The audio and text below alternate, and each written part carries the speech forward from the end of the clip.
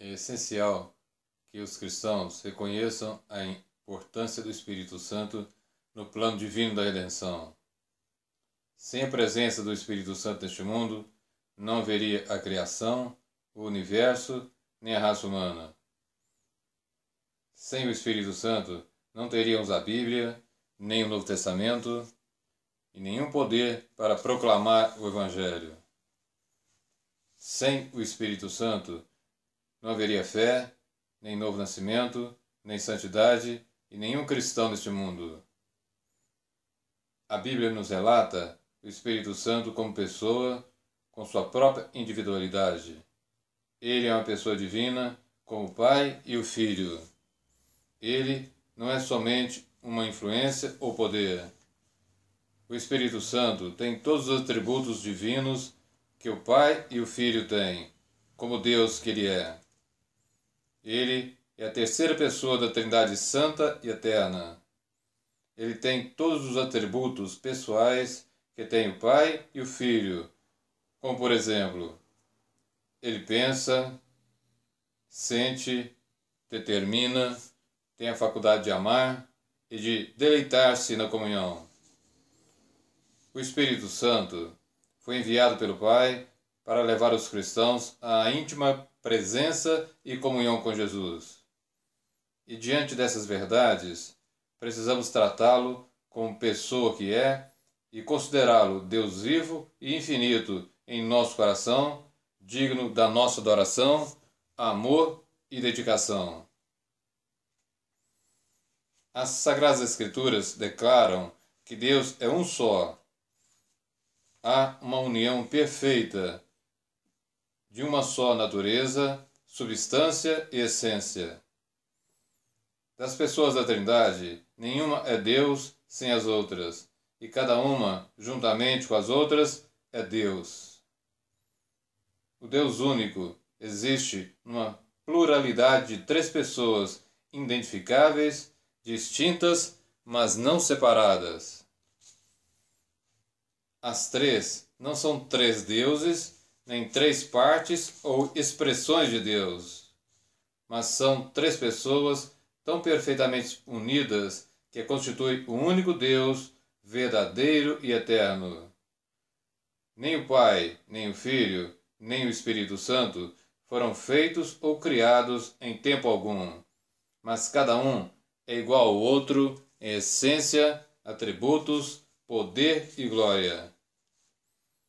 O Deus único, existente em três pessoas, torna possível, desde toda a eternidade, o amor recíproco, a comunhão, o espírito ou o exercício dos atributos divinos, a mútua comunhão no conhecimento e o interrelacionamento dentro da divindade. As Sagradas Escrituras revelam a presença do Espírito Santo tanto no Antigo como no Novo Testamento. A revelação do Espírito Santo no Novo Testamento nos mostra que ele é o agente da salvação. É o Espírito Santo o agente da salvação. É ele que convence-nos do pecado, revela-nos a verdade a respeito de Jesus, realiza o novo nascimento e nos faz membros do corpo de Cristo. Na conversão, nós cremos realmente em Cristo, recebemos o Espírito Santo e nos tornamos coparticipantes da natureza divina. É o Espírito Santo o autor da nossa santificação. Ele habita em nós, ele nos santifica, ou seja, purifica, dirige e nos leva a uma vida santa, libertando-nos da escravidão do pecado. Ele testifica que somos filhos de Deus, ele ajuda-nos na adoração a Deus e na nossa vida de oração, e intercede por nós quando clamamos a Deus. É o Espírito Santo que produz em cada cristão verdadeiro as qualidades do caráter de Cristo que o glorificam. É o Espírito Santo, o divino, o divino mestre de cada genuíno cristão que nos guia em toda a verdade. Ele também nos revela Jesus e nos guia em estreita comunhão e uma união com Ele. Continuamente Ele nos comunica o amor de Deus e nos alegra, consola e ajuda. O Espírito Santo é o agente divino para o serviço do Senhor, revestindo os cristãos verdadeiros de poder para realizar a obra do Senhor e dar testemunho dele.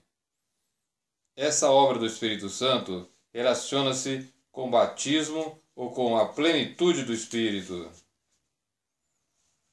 Quando somos batizados no Espírito, recebemos poder para testemunhar de Cristo, mas também para trabalhar de modo eficaz na igreja e diante do mundo.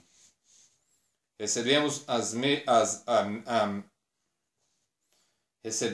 a mesma unção divina que desceu sobre Jesus e sobre os discípulos, e que nos capacita a proclamar a palavra de Deus e a operar milagres.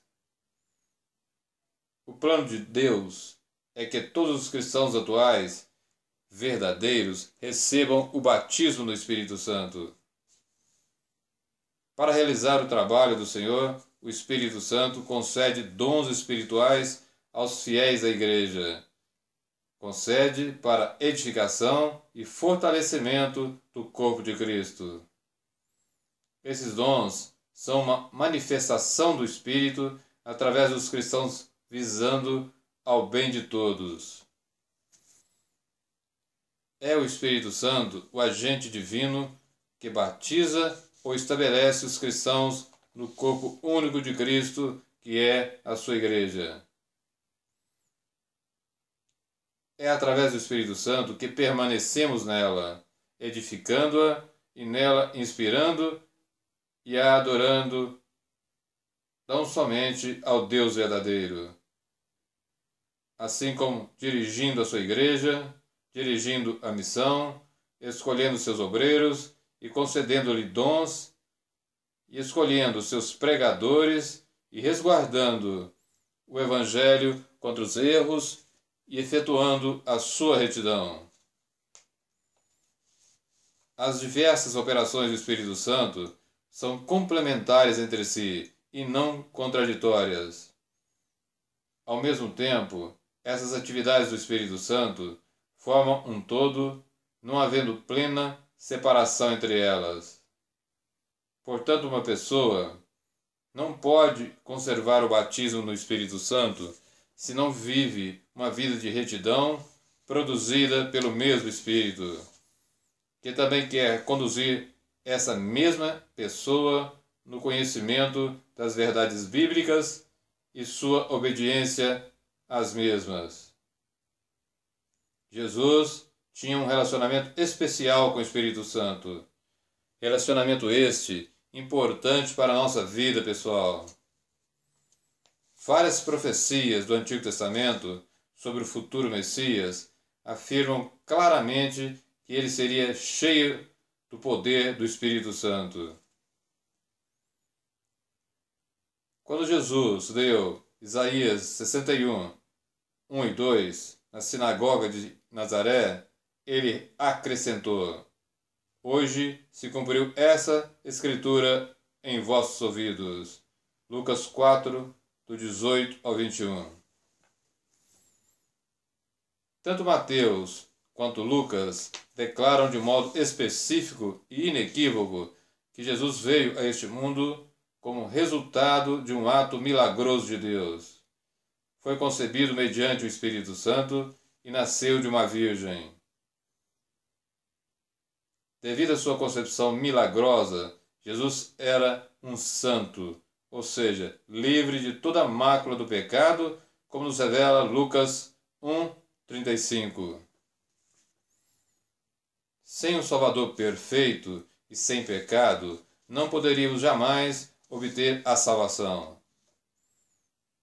Quando Jesus foi batizado por João Batista, Ele, que posteriormente batizaria seus discípulos no Espírito Santo em Pentecostes e durante toda a era da Igreja, ele mesmo, pessoalmente, foi ungido pelo Espírito Santo.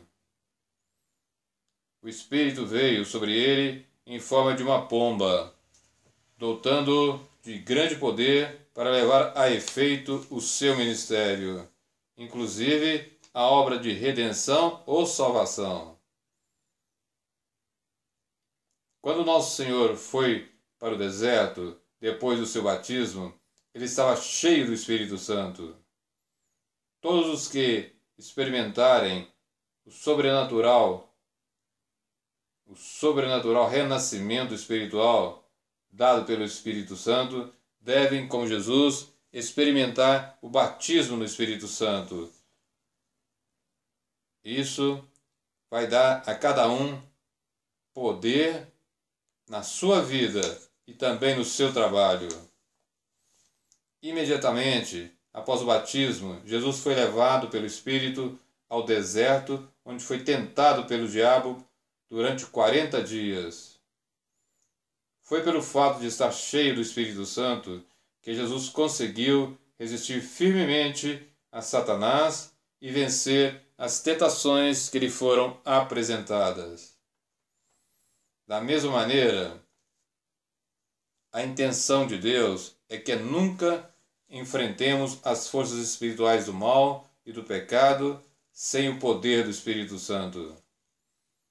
Precisamos estar equipados com a sua plenitude e obedecer-lhe a fim de sermos vitoriosos contra Satanás. Um filho de Deus, propriamente dito, deve estar cheio do Espírito e viver pelo seu poder. Quando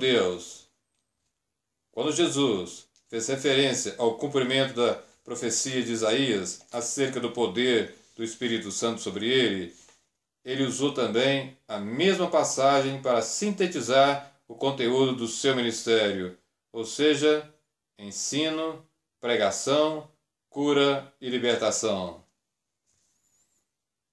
O Espírito Santo ungiu Jesus e o capacitou para a sua missão. Jesus era Deus, mas também era homem.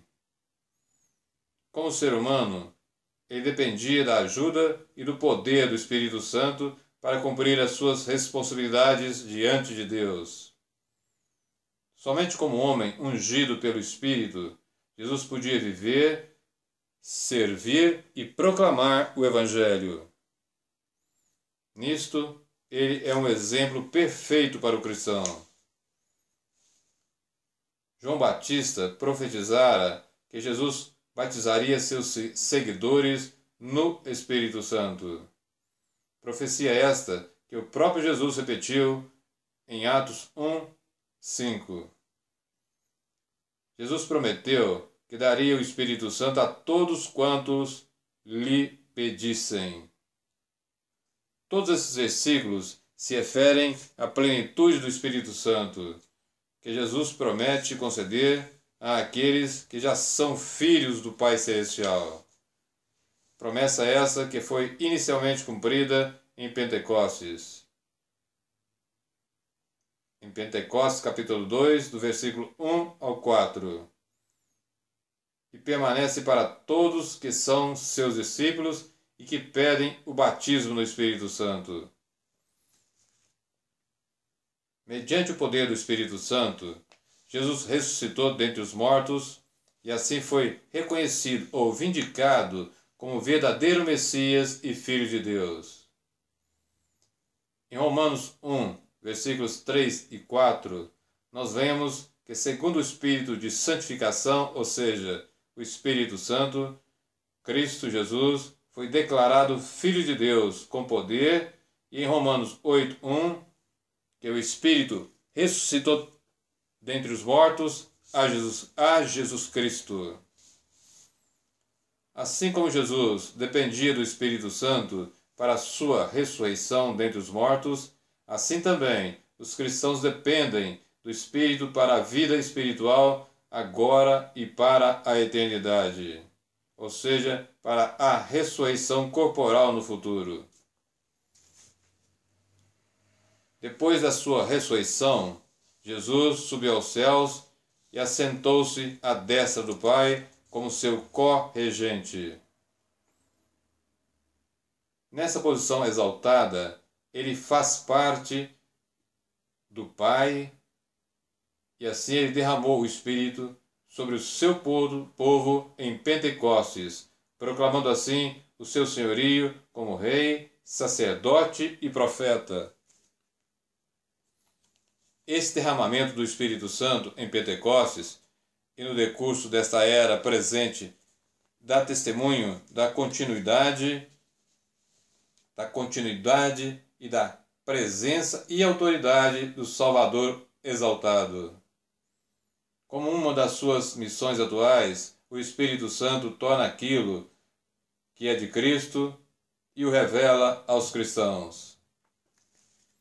Isso quer dizer que os benefícios redentores da salvação em Cristo nos são mediados pelo Espírito Santo. O mais importante é que Jesus está bem perto de nós. O Espírito Santo nos torna conscientes da presença pessoal de Jesus, do seu amor, da sua bênção, ajuda, perdão, cura e tudo quanto é nosso mediante a fé. Semelhantemente, o Espírito Santo atrai nosso coração para buscar ao Senhor com amor, oração, devoção e adoração. Jesus prometeu voltar e levar para si o seu povo fiel para estar com ele para sempre. Esta é a bendita esperança de todos os verdadeiros cristãos e é o evento pelo qual nós oramos e ansiamos. As Sagradas Escrituras revelam que o Espírito Santo impulsiona nosso coração a clamar a Deus pela volta de nosso Senhor. É o Espírito Santo quem testifica que a nossa redenção permanece incompleta até a volta de Cristo. No final da Bíblia, nós temos essas últimas palavras que o Senhor, através do Espírito Santo, inspirou. Ora vem, Senhor Jesus. Apocalipse 22, 20. Uma das doutrinas principais das Sagradas Escrituras é o batismo no Espírito Santo. O batismo no Espírito Santo é para todos que professam sua fé em Cristo, que nasceram de novo e assim receberam o Espírito Santo para neles habitar. Um dos alvos principais de Cristo na sua missão terrena foi batizar seu povo no Espírito Santo. Ele ordenou aos seus discípulos que não começassem a testemunhar até que fossem batizados no Espírito Santo e revestidos do poder do alto. Assim como nós podemos ler no livro de Atos, capítulo 1, versículos 4, 5 e 8. O batismo no Espírito Santo é uma obra distinta e à parte da redenção, que é também por ele efetuada. Assim como a obra santificadora do Espírito Santo é distinta e completiva em relação à obra regeneradora do mesmo Espírito, assim também o batismo no Espírito complementa a obra regeneradora e santificadora do Espírito. No mesmo dia em que Jesus ressuscitou, ele assoprou sobre seus discípulos e disse: recebei o Espírito Santo. João 20, 22. Indicando que a regeneração e a nova vida estavam lhe sendo concedidas. Depois ele disse que também deviam ser revestidos de poder pelo Espírito Santo. Portanto, este batismo é uma experiência seguinte à regeneração. Ser batizado no Espírito significa experimentar a plenitude do Espírito Santo. esse batismo teria lugar somente a partir do dia de Pentecostes. Quanto aos que foram cheios do Espírito Santo antes do dia de Pentecostes, Lucas não emprega a expressão batizados no Espírito Santo. Este evento só ocorreria depois da ascensão de Cristo. Lucas 24, do 49 ao 51. O livro de Atos descreve o falar noutras línguas como sinal inicial do batismo no Espírito Santo. O batismo no Espírito Santo concederá ao cristão ousadia e poder celestial para este realizar grandes obras em nome de Cristo e ter, então, eficácia no seu testemunho e pregação. Este poder não se trata de uma força impessoal, mas de uma manifestação do Espírito Santo, na qual a presença, a glória e a operação de Jesus estão presentes com seu povo. Um dos resultados do genuíno batismo no Espírito Santo são as mensagens proféticas e louvores, assim como a maior sensibilidade contra o pecado que entristece o Espírito Santo. Uma maior busca de retidão e uma percepção mais profunda do juízo divino contra a impiedade, assim como também uma vida que glorifica Jesus, assim como visões da parte do Espírito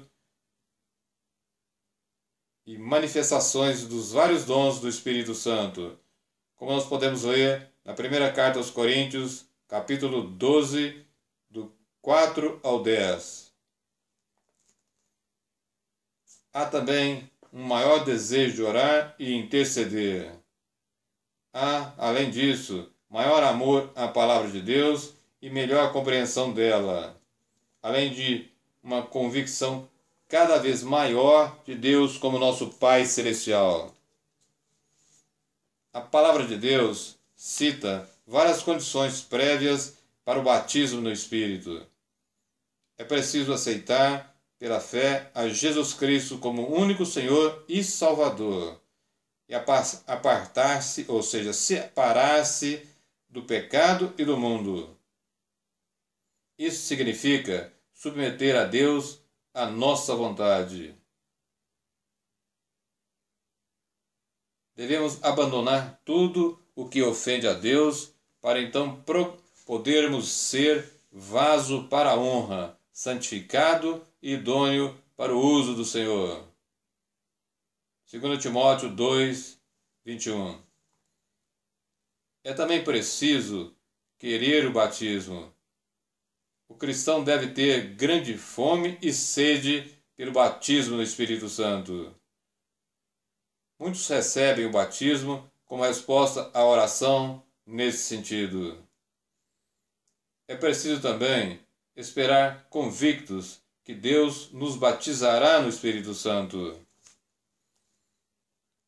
O batismo no Espírito permanece na vida do cristão mediante a oração, o testemunho, a adoração no Espírito e uma vida santificada.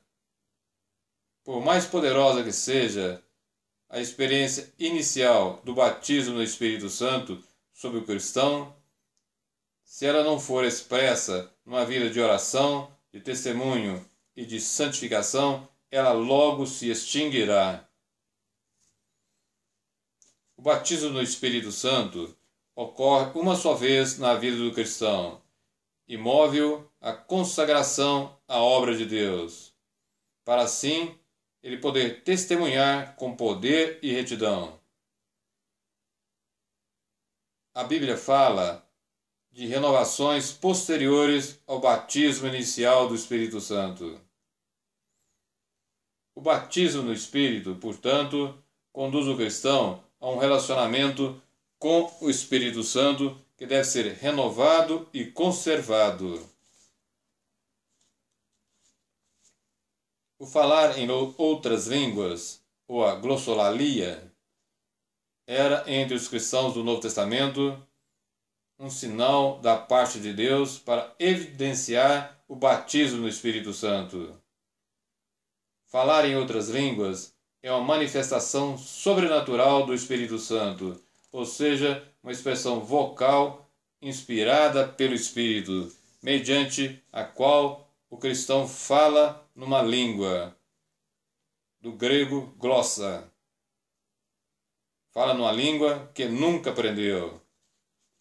Não é uma fala estática, como algumas traduções afirmam, pois a Bíblia nunca se refere à expressão vocal estática para referir-se ao falar em outras línguas pelo Espírito. Falar em outras línguas é uma expressão verbal inspirada, mediante a qual o Espírito do cristão e o Espírito Santo se unem no louvor e ou profecia. Desde o início, Deus vinculou o falar em outras línguas ao batismo no Espírito Santo, de modo que os primeiros 120 cristãos, no dia de Pentecostes, e os demais batizados a partir de então, tivessem uma confirmação física de que realmente receberam o batismo no Espírito Santo. Esse dom tem dois propósitos principais: falar em outras línguas, seguido de interpretação, também pelo Espírito Santo, em culto público, como mensagem verbal à congregação para a sua edificação espiritual. O falar em outras línguas pelo cristão para dirigir-se a Deus nas suas devoções particulares e, deste modo, edificar sua vida espiritual. Significa falar ao nível do Espírito, com o propósito de orar, dar graças ou cantar. E o simples fato de alguém falar em outras línguas ou exercitar outra manifestação sobrenatural não é evidência irrecusável da obra e da presença do Espírito Santo. O ser humano pode imitar as línguas estranhas, como fazem os demônios. A Bíblia nos adverte a não crermos em todo o Espírito e verificarmos se nossas experiências espirituais procedem realmente de Deus. O que nós podemos ver claramente na primeira carta de João, capítulo 4, versículo 1. Somente devemos aceitar as línguas se elas procedem do Espírito Santo, como ocorre em Atos 2, versículo 4. Este fenômeno, segundo o livro de Atos, deve ser espontâneo e resultado do derramamento inicial do Espírito Santo. Não é algo aprendido nem ensinado, como, por exemplo, instruir cristãos a pronunciar sílabas sem nexo. O Espírito Santo nos adverte claramente que nesses últimos dias surgirão apostasia dentro da igreja, como nós podemos ler na primeira carta a Timóteo, capítulo 4, versículos 1 e 2. Haverão, então, nesses últimos dias, sinais e maravilhas operados pelo Satanás, ou seja, pelo reino das trevas e pelos obreiros fraudulentos que fingem ser servos de Deus. Se alguém afirma que fala em outras línguas, mas não é dedicado a Jesus Cristo, nem aceita a autoridade das Sagradas Escrituras, nem obedece à palavra de Deus, qualquer manifestação sobrenatural que nele ocorra não procede do Espírito Santo. O autêntico batismo no Espírito Santo levará a pessoa a amar exaltar e glorificar a Deus Pai e ao Senhor Jesus Cristo, mais do que fazia antes. O verdadeiro batismo no Espírito Santo aumentará a convicção da nossa filiação com o Pai Celestial e também levará a nossa maior percepção da presença de Cristo em nossa vida diária. O genuíno batismo no Espírito Santo também aumentará o clamor da alma, quando diz, Abba, Pai. Porém, um batismo no Espírito Santo que não leva a uma maior comunhão com Cristo e a uma mais intensa comunhão com Deus, como nosso Pai, não procede dele. O real batismo no Espírito Santo aumentará nosso amor e interesse pelas Escrituras. O Espírito da Verdade, que inspirou as Sagradas Escrituras, aprofundará nosso amor à verdade da Palavra de Deus. Por outro lado, qualquer suposto batismo no Espírito Santo que diminui nosso interesse em ler a Palavra de Deus e também a cumpri-la, não procede de Deus. O real batismo no Espírito Santo aprofundará nosso amor pelos demais discípulos verdadeiros de Cristo e a nossa preocupação pelo seu bem-estar. A comunhão e fraternidade cristãs, de que nos fala a Bíblia, somente podem existir através do Espírito. O genuíno batismo no Espírito Santo deve ser precedido de abandono do pecado e de completa obediência a Cristo. Ele será conservado quando continuamos na santificação do Espírito Santo. Então, qualquer suposto batismo no Espírito Santo em que a pessoa não foi liberta do pecado, continuando a viver segundo a vontade da carne, não pode ser obra do Espírito Santo.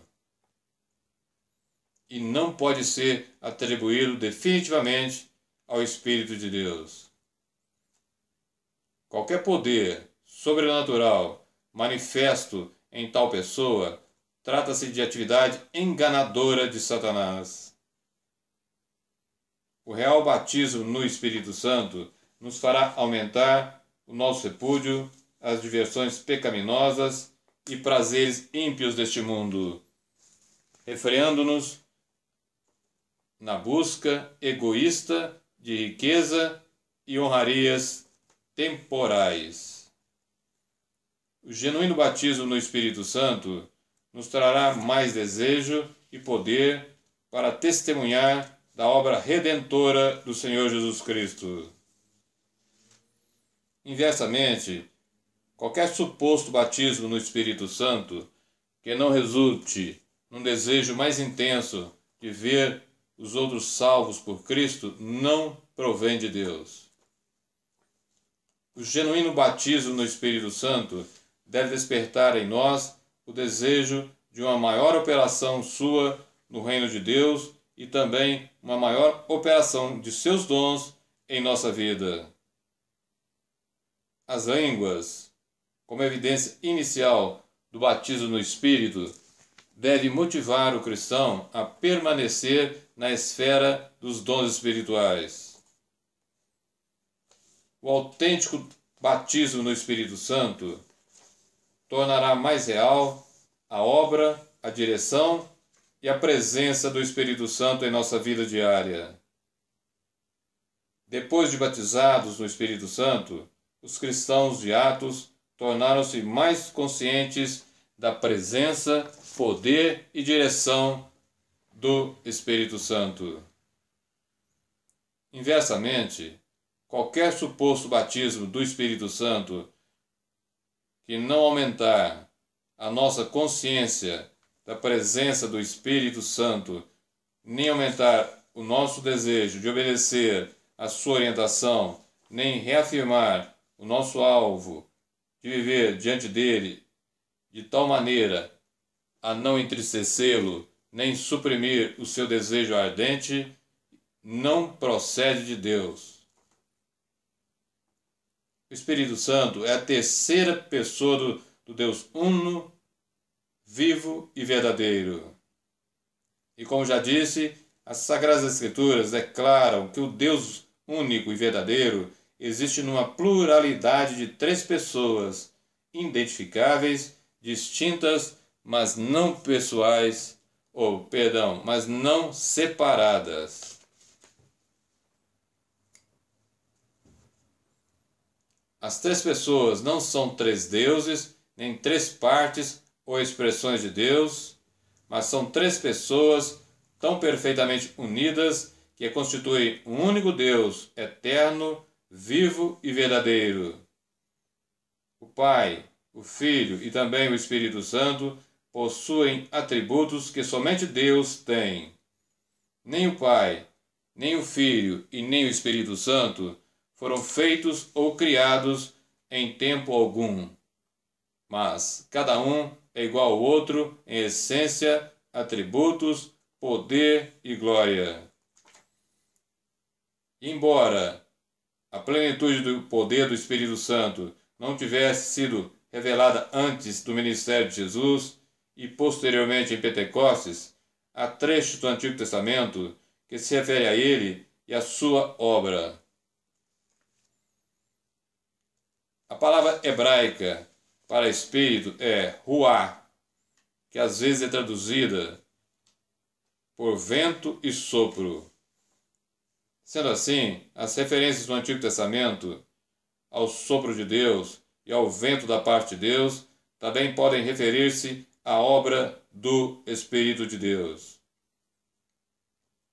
A Bíblia declara várias atividades do Espírito Santo no Antigo Testamento. O segundo versículo da palavra de Deus, da Bíblia, diz que o Espírito de Deus se movia sobre a face das águas. Gênesis 1, 2. E assim ele estava preparando tudo para que a palavra criadora de Deus desse forma ao mundo. Tanto o Verbo de Deus, ou seja, a segunda pessoa da Trindade, quanto o Espírito de Deus foram agentes na criação. O Espírito Santo também é o autor da vida, e quando Deus criou Adão, com certeza foi o Espírito de Deus quem soprou no homem o fôlego da vida. Gênesis 2, 7. O Espírito Santo continua a dar vida às criaturas de Deus. O Espírito estava ativo na comunicação da mensagem de Deus ao seu povo, também no Antigo Testamento.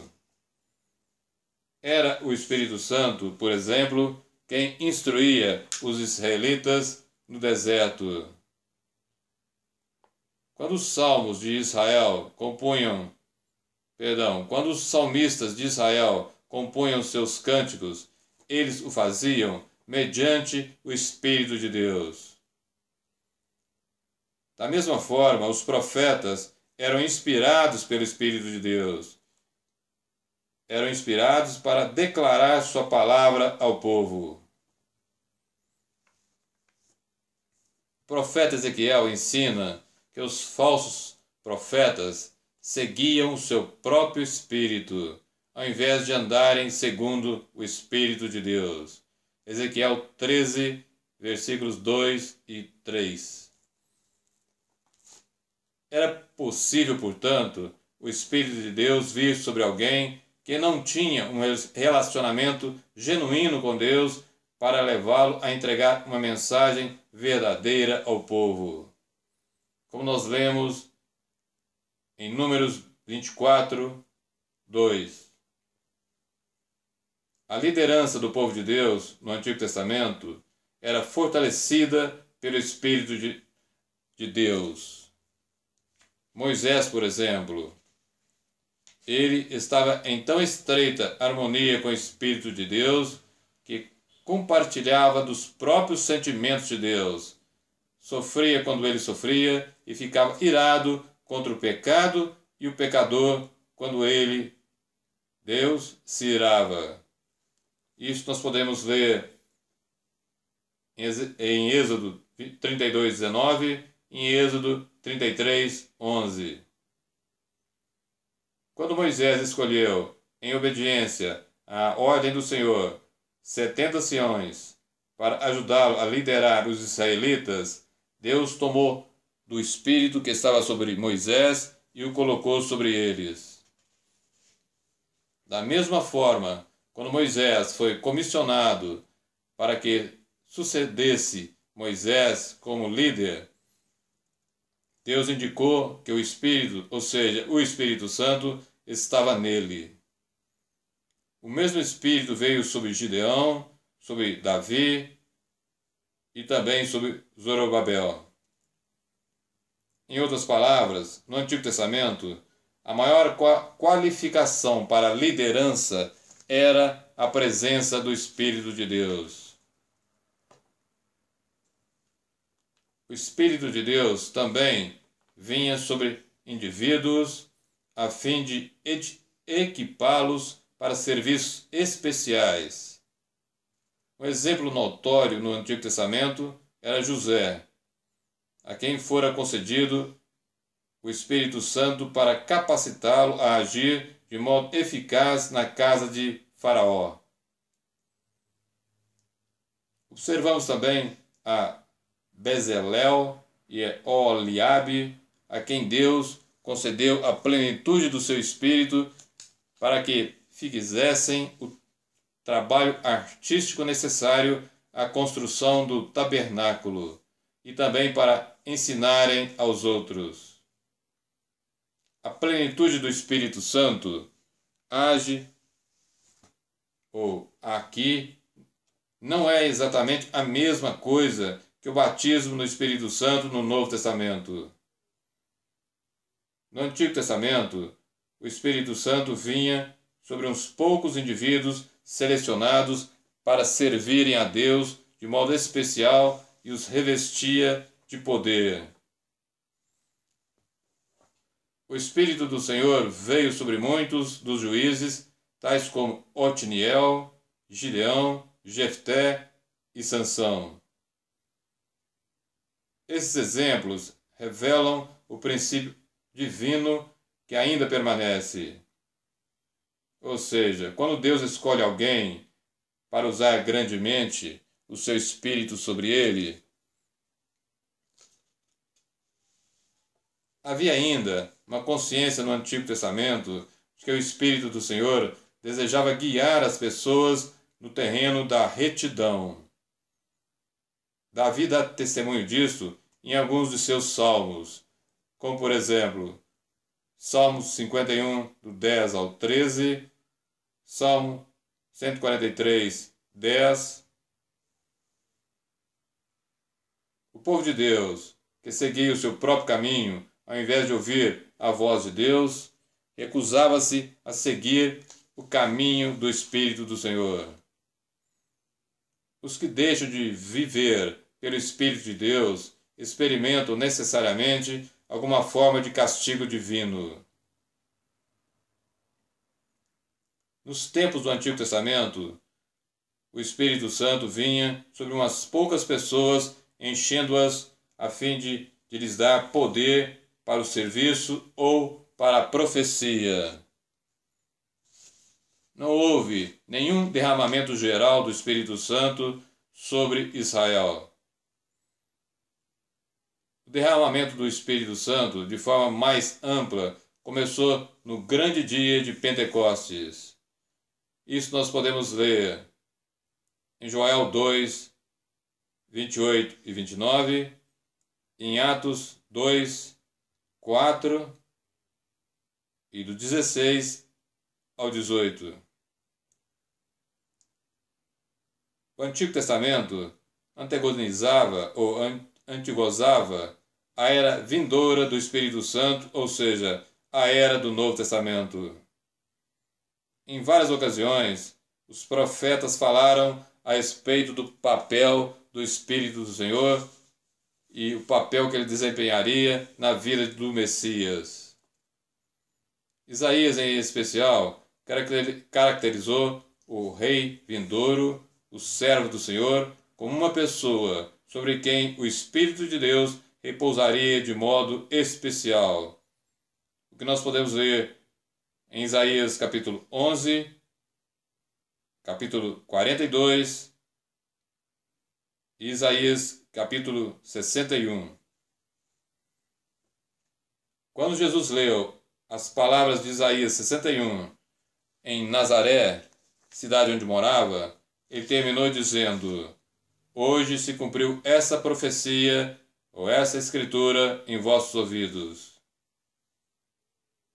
Outras profecias do Antigo Testamento anteviam o período do derramamento geral do Espírito Santo sobre a totalidade do povo de Deus. Entre esses textos, o de maior destaque é exatamente o de Joel, capítulo 2, versículos 28 e 29, citado por Pedro no dia de Pentecostes. A mesma mensagem também se acha em Isaías 33, 44, 59, em Ezequiel 11 e em Ezequiel 36. Deus prometeu que quando a vida e o poder do seu Espírito viessem sobre o seu povo, os seus seriam capacitados a profetizar, a ter visões, ter sonhos proféticos, viver uma vida em santidade e retidão, e a testemunhar com grande poder. Por conseguinte, os profetas do Antigo Testamento previram a era messiânica. E a respeito dela, profetizaram que o derramamento e a plenitude do Espírito Santo viriam sobre toda a humanidade. E foi o que aconteceu no dia de Pentecostes. 10 dias depois, Jesus ter subido ao céu com uma gigantesca colheita de almas. Uma das maneiras do Espírito Santo manifestar-se é através de uma variedade de dons espirituais concedidos aos cristãos, conforme nós lemos na primeira carta aos Coríntios, capítulo 12, do versículo 7 ao 11,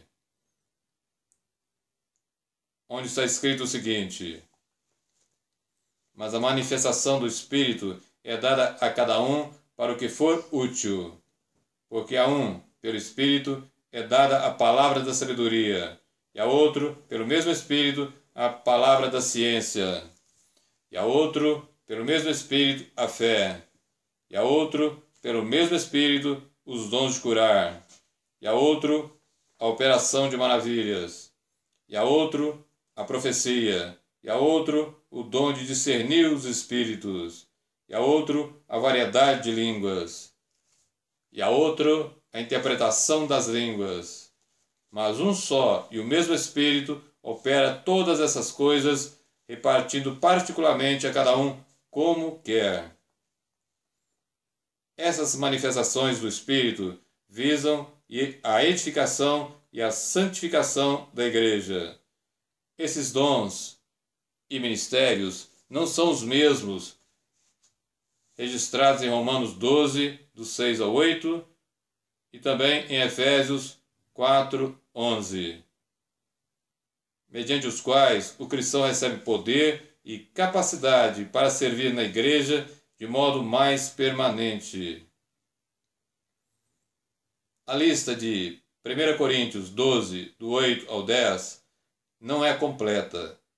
Os dons aí tratados podem operar em conjunto de maneiras diferentes. As manifestações do Espírito dão-se de acordo com a vontade do Espírito, ao surgir a necessidade e também conforme o desejo intenso do cristão na busca dos dons. Certos dons podem operar no cristão de modo regular, e um cristão pode receber mais de um dom para atendimento de necessidades específicas.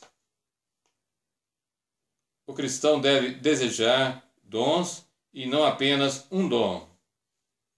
É antibíblico e insensato pensar que quem tem um dom de operação exteriorizada, ou seja, mais visível, é mais espiritual do que quem tem dons de operação mais interiorizada, ou seja, menos visível.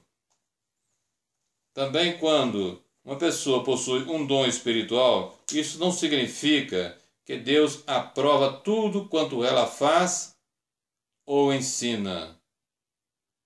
Não se deve confundir dons do Espírito com o fruto do Espírito, o qual se relaciona mais diretamente com o caráter e a santificação do cristão. Como nós podemos ler na carta aos Gálatas, capítulo 5, versículos 22 e 23. Satanás pode imitar a manifestação dos dons do Espírito Santo, ou falsos cristãos, disfarçados como servos de Cristo, podem fazer o mesmo. O cristão não deve dar crédito a qualquer manifestação espiritual, mas deve provar se os espíritos são de Deus, porque já muitos profetas ou falsos profetas se têm levantado no mundo, como nós lemos na primeira carta de João, capítulo 4, versículo 1. E na primeira carta aos Coríntios, capítulo 12, do 8 ao 10, o apóstolo Paulo apresenta uma diversidade de dons que o Espírito Santo concede aos cristãos, e nessa passagem ele não descreve as características desses dons, mas em outros trechos das Sagradas Escrituras temos ensinos sobre os mesmos. Dom da palavra da sabedoria. 1 Coríntios 12, 8. Ele trata de uma mensagem vocal, sábia, manifestada mediante a operação sobrenatural do Espírito Santo. Tal mensagem se aplica à revelação da palavra de Deus, à sabedoria do Espírito Santo e a uma situação ou problema específico. Não se trata aqui da sabedoria comum de Deus para o viver diário, que se obtém pelo persistente estudo e meditação nas coisas de Deus e na sua palavra e pela oração. Dom da palavra do conhecimento. 1 Coríntios 12, 8. Trata-se de uma mensagem vocal inspirada pelo Espírito Santo, revelando conhecimento a respeito de pessoas, de circunstâncias ou de verdades bíblicas. Frequentemente, esse dom tem estreito relacionamento com o de profecia. Dom da fé.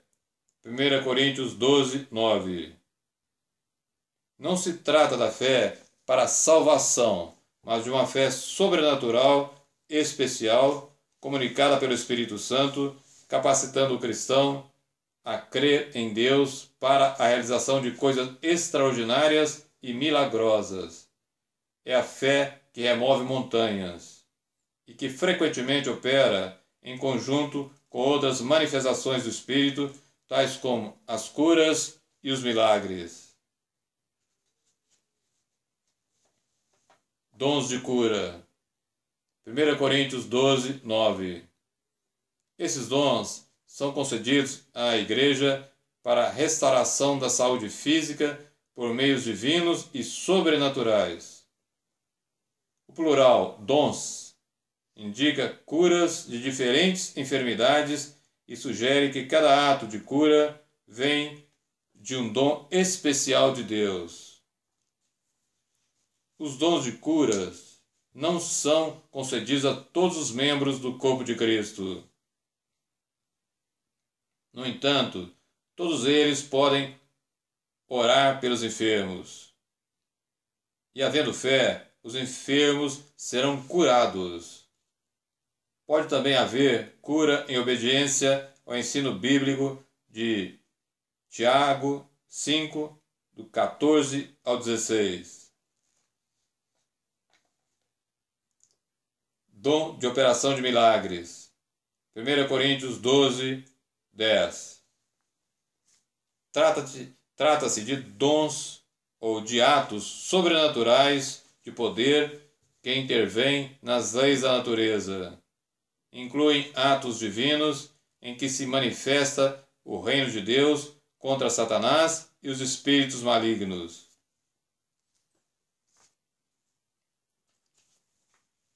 Dom de profecia. 1 Coríntios 12, 10. É preciso distinguir a profecia aqui mencionada como manifestação espontânea do espírito da profecia do dom ministerial da igreja, mencionado em Efésios 4, 11. Como dom de ministério, a profecia é concedida a apenas alguns cristãos, os quais servem na igreja como ministros profetas. Como manifestação do Espírito, a profecia está potencialmente disponível a todo cristão cheio do Espírito Santo. Trata-se de um dom que capacita o cristão a transmitir uma palavra ou revelação diretamente de Deus sob o impulso do Espírito Santo. Aqui não se trata da entrega de sermão previamente preparado. Tanto no Antigo Testamento como no Novo Testamento, profetizar não é primariamente predizer o futuro, mas sim proclamar a verdade de Deus e exortar e levar o seu povo à retidão, à fidelidade e à paciência. A mensagem profética pode desmascarar a condição do coração de uma pessoa ou prover edificação, exortação, consolo, advertência e julgamento. A igreja não deve ter como infalível toda profecia desse tipo, porque muitos falsos profetas estarão na igreja. Daí, toda profecia deve ser julgada quanto à sua autenticidade e conteúdo. Ela deve enquadrar-se na palavra de Deus, deve contribuir para a santidade de vida dos ouvintes e ser transmitida por alguém que de fato vive submisso e obediente a Cristo. O dom de profecia manifesta-se segundo a vontade de Deus e não a do homem. Não há no Novo Testamento um só texto mostrando que a igreja de então buscava revelação ou orientação através dos profetas. A mensagem profética ocorria na igreja somente quando Deus tomava o profeta para isso. Dom de discernimento dos espíritos. 1 Coríntios 12, 10. Trata-se de uma dádiva especial dada pelo Espírito Santo para o portador do dom de discernir e julgar corretamente as profecias e distinguir se uma mensagem procede do Espírito Santo ou não. No fim dos tempos, quando os falsos mestres e a distorção do cristianismo bíblico aumentarão muito, como agora, esse dom espiritual é extremamente importante para a igreja. Dom de variedade de línguas. 1 Coríntios 12, 10. Com relação às línguas, do grego glossa, que significa línguas, como manifestação sobrenatural do Espírito Santo, é importante saber que essas línguas podem ser humanas e vivas, ou também uma língua desconhecida na terra, como por exemplo, línguas dos anjos. A língua falada através desse dom não é aprendida e quase sempre não é entendida, tanto por quem fala como por quem ouve. O falar em outras línguas, como dom, envolve o espírito do homem e o espírito de Deus, que entrando em mútua comunhão permite ao cristão a comunicação direta com Deus, seja na oração, no louvor, no bendizer e na ação de graças, expressando-se através do Espírito. Expressando-se através do Espírito muito mais do que pela mente e orando por si mesmo ou pelo próximo sob a influência direta do Espírito Santo, à parte da atividade da mente. Línguas estranhas faladas no culto devem ser seguidas de sua interpretação, também pelo Espírito Santo, para que a congregação conheça o conteúdo e o significado da mensagem.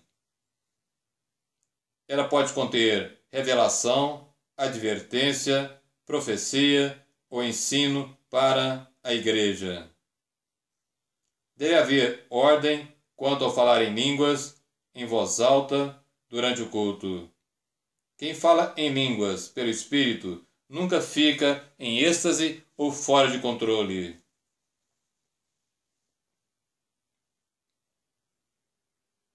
Dom de interpretação de línguas. 1 Coríntios 12, 10.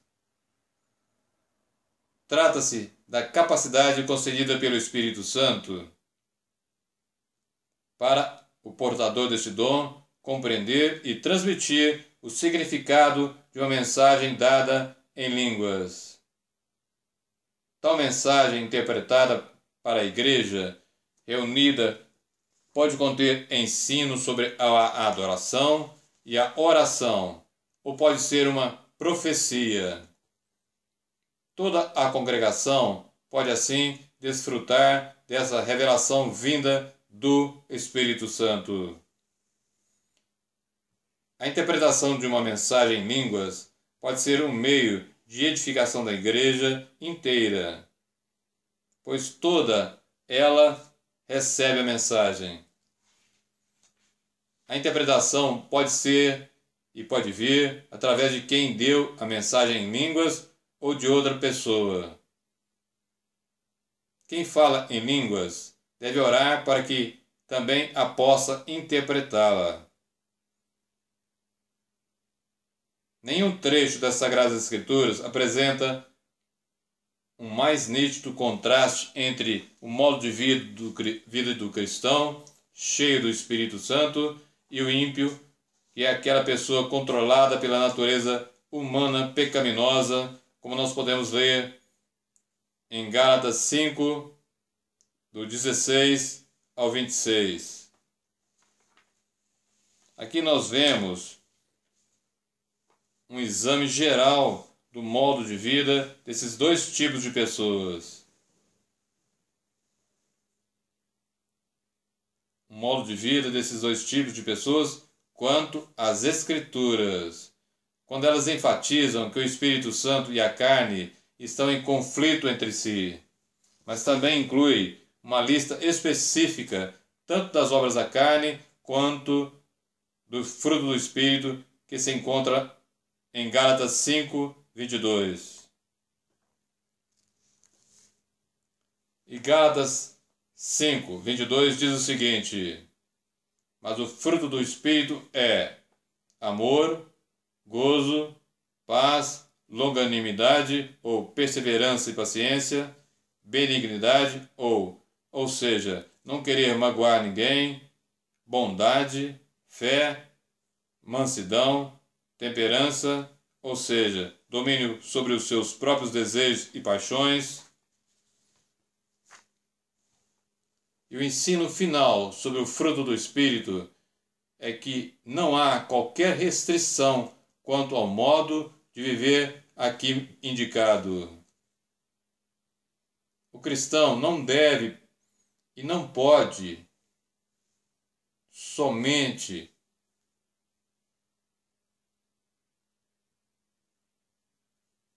praticar essas virtudes.